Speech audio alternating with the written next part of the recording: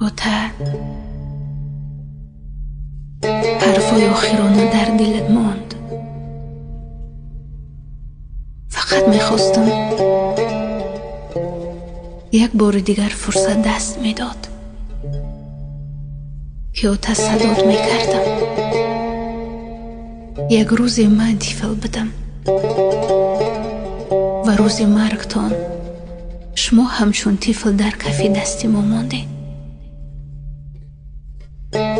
اما ما پیش تقدیر خیلی عاجزیم.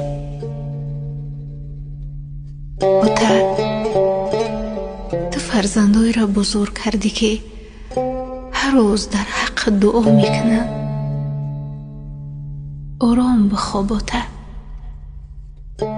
تا اون روزی که به دعات زندگی کردم، از این به بعد در حق دعا خواهم کرد. آرام بخواب اوتا.